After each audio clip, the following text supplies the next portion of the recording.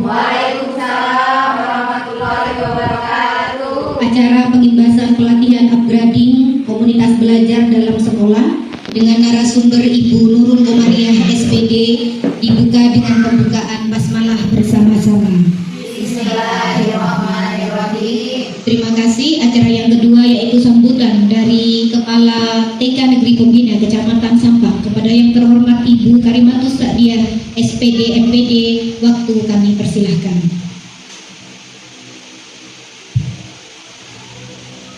Bismillahirrahmanirrahim. Assalamualaikum warahmatullahi wabarakatuh. Waalaikumsalam warahmatullahi wabarakatuh. Ibu-ibu yang saya hormati, pertama kita panjatkan puji syukur kehadirat Allah Subhanahu wa taala yang mana pada hari ini ibu-ibu bisa berkumpul bersama dalam acara sosialisasi tentang komunitas belajar yang mana Ibu Nurul beliau mengikuti pelatihan di Surabaya. Alhamdulillah pada hari ini bisa menyampaikan materinya. Mudah-mudahan acara ini sangat berjalan dengan baik dan lancar, dan mudah-mudahan materi ini sangat berguna bagi kita semuanya.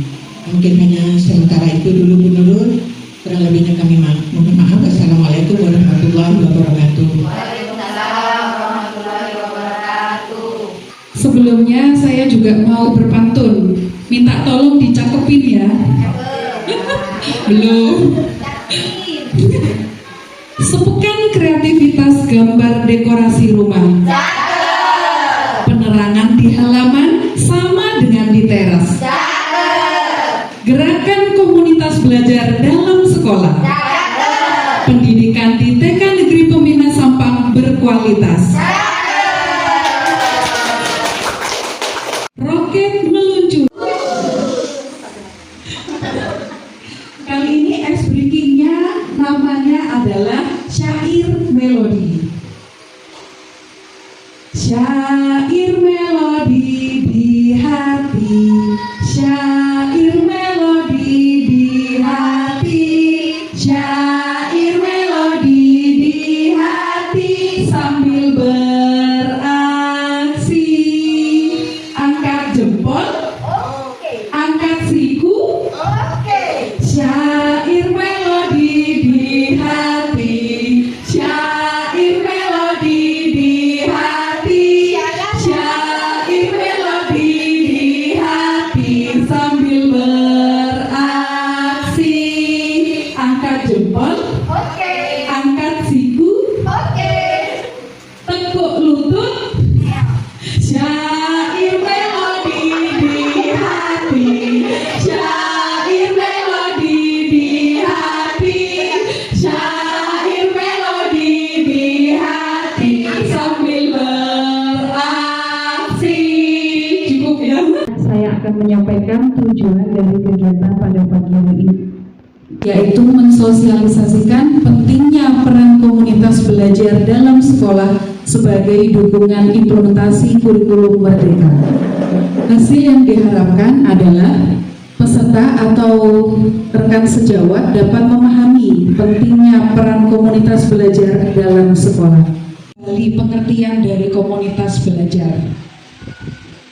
Komunitas belajar merupakan sekelompok pendidik dan tenaga kependidikan yang belajar bersama dan berkolaborasi secara rutin dan berkelanjutan dengan tujuan yang jelas dan terukur untuk meningkatkan kualitas pembelajaran sehingga berdampak pada hasil belajar murid berlandaskan pada 3 ide besar dan 5 dimensi yang menjadi pijakan dalam menjalankan seluruh prosesnya di dalam sebuah siklus untuk perbaikan yang berkelanjutan. Ada 3 macam atau 3 jenis komunitas belajar. Yang pertama, komunitas belajar dalam sekolah. Kemudian komunitas belajar antar sekolah dan komunitas belajar daring. Di TK Negeri Pembina sudah ada komunitas belajar Simba, Sinau Merdeka Bareng. Menurut ibu-ibu, komunitas kita yang sudah terbentuk itu termasuk komunitas jenis apa? Kompel dalam sekolah. Menurut Bu Laras, Kombel Simba sudah termasuk komunitas belajar dalam sekolah. Ada pendapat lain? Sama? Sama? Nah, ternyata setelah saya mengikuti pelatihan kemarin, komunitas belajar Simba termasuk komunitas belajar antar sekolah dan masuk kombel daring. Kenapa? Ada yang tahu alasannya? Karena kita sudah di komunitas Simba itu anggotanya sudah tergabung di komunitas Digbus PAUD. Kemudian untuk kombel Simba sendiri termasuk kategori kombel daring karena sudah terdaftar di PMN. Gitu. Terima kasih. Apa yang disampaikan Bu Umi tentang kombel dalam sekolah itu satu lembaga, idealnya satu komunitas belajar. Jadi kelompok bermain nanti bisa membentuk kombel sendiri seperti itu. Jadi kemarin memang fasilitator saya berpesan, intinya ada kunci tentang komunitas belajar yaitu 353. Ya, 353.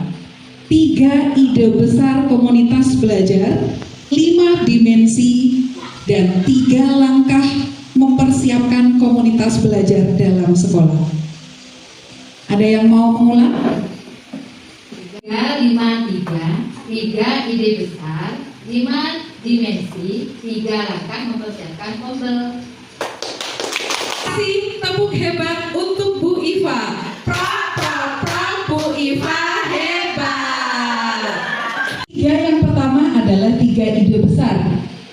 Ide besar yang nomor 1 adalah fokus pada pembelajaran. Di sini diharapkan pendidik dan tenaga pendidikan dapat menjawab 4 pertanyaan kritis. Pertanyaan yang pertama, apa yang kita harapkan untuk murid pelajari? Setiap awal tahun ajaran baru tentu kita berkumpul bersama untuk merencanakan tema atau topik yang akan dipelajari oleh anak-anak kita selama 1 tahun. Kemudian ada yang bisa menyebutkan kegiatan lainnya yang bisa menjawab pertanyaan ini? Untuk mengetahui apa yang ingin murid pelajari, kita bisa melakukan asesmen diagnostik atau asesmen awal seperti itu. Kita kasih tepuk hebat untuk Bu Yuli. Bu Yuli hebat. Baik, tadi pertanyaan pertama sudah terjawab. Selanjutnya pertanyaan kedua, bagaimana kita mengetahui bahwa murid sudah mempelajarinya? Siapa yang mau berpendapat? Silakan Bu Ria. Baik, untuk mengetahui bahwa murid sudah mempelajari, kita bisa melakukan berbagai penilaian dan observasi atau melihat hasil belajar murid melalui laporan perkembangan peserta didik. Kita kasih tepuk hebat untuk Bu Ria. Bu Ria hebat. Terima kasih. Selanjutnya pertanyaan yang ketiga. Bagaimana jika ada murid yang tidak mau belajar? Ya, Bu Umi. Terima kasih Bu Nurul atas kesempatannya. Jika kita menemui murid di dalam kelas yang tidak mau belajar, maka sebagai seorang guru yang pertama yang kita lakukan adalah mencari penyebab kenapa anak itu tidak mau belajar. Selanjutnya, guru bisa memberikan dukungan yang dibutuhkan untuk murid agar dia mau belajar. Terima kasih Bu Nurul. Super sekali. Kita kasih tepuk hebat untuk Bu Umi. Bu Umi hebat. Selanjutnya pertanyaan terakhir nomor 4. Bagaimana jika atau bagaimana cara memperkaya pembelajaran bagi murid yang sudah mahir?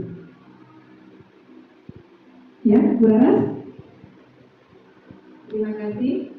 Untuk memperkaya pembelajaran murid yang sudah mahir, maka kita sebagai guru memberikan tantangan yang lebih atau menindakkan tujuan pembelajaran. Misalnya murid kelompok A karena mahir, jadi bisa diambil tujuan pembelajaran dari kelompok B. Kelompok B bisa diambil dari kelas 1 SD karena yang satu fase pembelajaran. berarti begitu. Lagi ganti tepuknya ya, tepuk coklat manis, manis, so sweet. Kita sudah berdiskusi tentang 3 ide besar yang pertama, yaitu fokus pada pembelajaran. Selanjutnya, ide besar yang kedua adalah membudayakan kolaborasi dan tanggung jawab kolektif. Jadi, apapun yang kita rencanakan, kita laksanakan, dan kita evaluasi, semuanya merupakan membutuhkan kolaborasi antar pendidik dan tenaga kependidikan di dalam lembaga. Kemudian itu menjadi tanggung jawab kita bersama, bukan hanya tanggung jawab guru di kelas tersebut. Seperti itu. Dan yang ketiga adalah berorientasi pada hasil pembelajaran murid. Jadi di komunitas belajar itu menggunakan siklus inquiry yang berkelanjutan, mulai dari refleksi awal, kemudian perencanaan, kemudian implementasi, dan yang keempat adalah evaluasi. Oke, tadi kita sudah selesai membahas tentang 3 ide besar. Selanjutnya kita membahas tentang 5 dimensi. Apa saja ya? Yang pertama adalah kepemimpinan bersama yang saling mendukung. Antar pendidik dan tenaga kependidikan itu harus saling mendukung ya, hubungannya simbiosis mutualisme. Kemudian yang kedua adalah nilai dan visi bersama. Untuk mewujudkan tujuan lembaga berarti PTK, kita semua harus duduk bersama, memikirkan dan menyusun visi yang ingin dicapai itu apa, supaya kita sama-sama merasakan dan bertanggung jawab untuk mewujudkannya. Selanjutnya yang ketiga adalah pembelajaran kolektif dan penerapannya. Yang keempat, berbagi praktik baik. Alhamdulillah kemarin sudah kita laksanakan ya di komunitas belajar kita. Setiap guru mau menjadi narasumber dan berbagi praktik baik tentang pembelajaran yang sudah berhasil diterapkan di kelasnya. Kemudian yang terakhir adalah kondisi yang mendukung terkait hubungan dan struktur. 3 langkah dalam mempersiapkan komunitas belajar dalam sekolah. Yang pertama, membentuk tim kecil. Ini juga sudah kita lakukan. Tim yang dibentuk terdiri dari kepala sekolah dan guru atau tenaga pendidikan yang dinilai berpengaruh atau dapat mempengaruhi rekan sejawatnya. Kemudian yang kedua, merefleksikan visi satuan pendidikan. Kita sudah menyusun visi satuan pendidikan. Setelah itu kita perlu merefleksikannya. Kira-kira visi itu sudah termasuk tujuan besar yang memang ingin dicapai atau tidak. Kemudian masih relevan atau tidak. Kemudian bagaimana upaya yang kita lakukan untuk mencapai visi tersebut, apakah bisa dilaksanakan atau tidak. Dan yang terakhir, membangun nilai atau komitmen bersama. Baik teman-teman, tadi kita sudah selesai. Saya sudah menyampaikan hasil dari mengikuti pelatihan upgrading komunitas belajar dalam sekolah. Kita tadi sudah belajar bersama tentang komunitas belajar dalam sekolah. Selanjutnya, sebelum kegiatan ini ditutup, saya ingin ada yang menyampaikan refleksi terkait kegiatan kita pada hari ini menggunakan refleksi 4P, yaitu peristiwa, kemudian perasaan, yang ketiga adalah pembelajaran, dan yang terakhir adalah penerapan.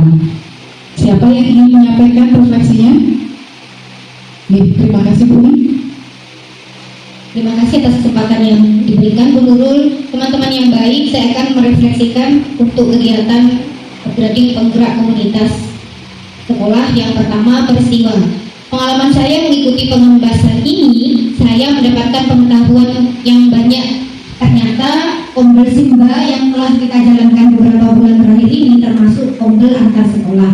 Karena di sekolah kita selain ketika negeri pembina ada juga kelompok buah hati. Kemudian perasaan saya selama penuntasan siang hari ini, saya merasa senang dan bersemangat. Bisa bertukar pikiran, kemudian mendapatkan ilmu dengan rekan-rekan sejawat yang sangat bersemangat.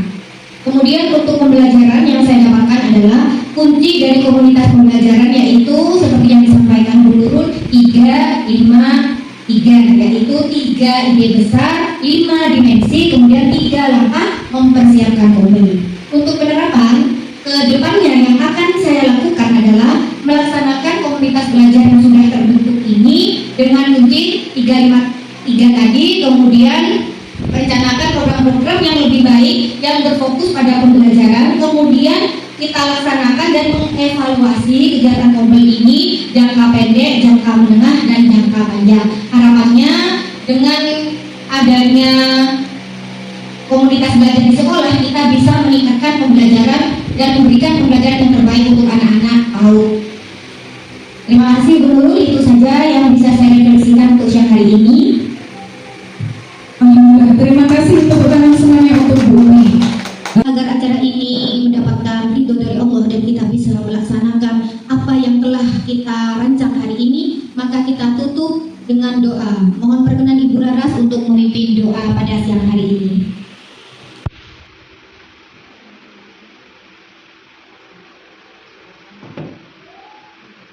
Doa penutup majelis. Bismillahirrahmanirrahim. Subhanakallahumma wa bihamdika asyhadu an la ilaha illa anta astaghfiruka wa atubu ilaik. Walhamdulillahi rabbil alamin. I got nothing